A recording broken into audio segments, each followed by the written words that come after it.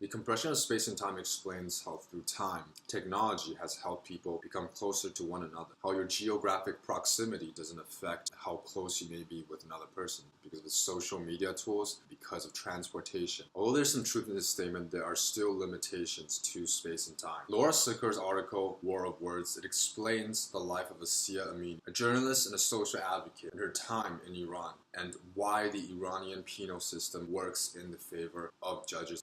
Poverty in Iran is a huge issue. Some people believe that Iran has developed a lot, but at the same time, there are still a lot of disparities between the rich and the poor. Now, Amini, which is the reporter, of course, began his career in the south of Iran and found out how terrible it was in Iran, how executions continue to happen without any governmental regulation. This is where she met the family of Atifi Sahali, who was executed at the age of 16. And the reasoning was because she was raped at the age of 9 and the age of 15 and sentenced to execution because of acts incompatible with chastity.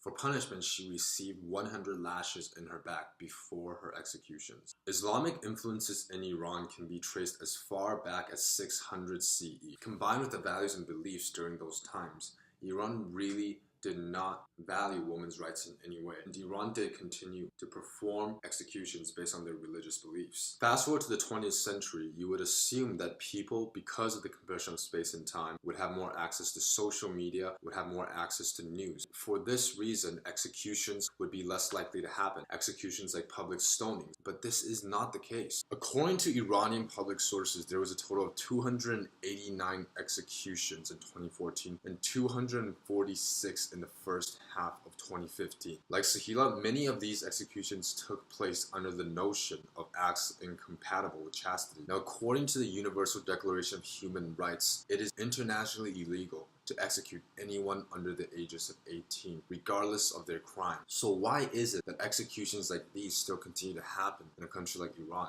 In 2004, Amini met Layla, a 19-year-old girl with a mental age of 8 years old. She was raped repeatedly since her childhood and was sentenced to capital punishment because of her pregnancy. In response to this, Norway's prime minister personally sent 2 letters to President Khatami, which is the president of Iran, expressing these concerns. There are also groups such as Amnesty International that try to help people who are imprisoned unjustly by the government or by officials. It can be argued that the collective power of the people is enough to save people's lives, to save people from injustice. We continue to see groups such as Amnesty International who continue to save people from being imprisoned for speaking out against authority, for committing to actions that would religiously condemn. Another major problem is the Iranian penal code. Judges are able to punish people based on the discretion of Sharia law, which means that whatever the Quran believes in, judges can make decisions based on that. And as a response, these judges can continue to murder people, to have people executed based on religious beliefs. And these are not just juveniles who are executed. These are also innocent people who commit to actions that in a Western perspective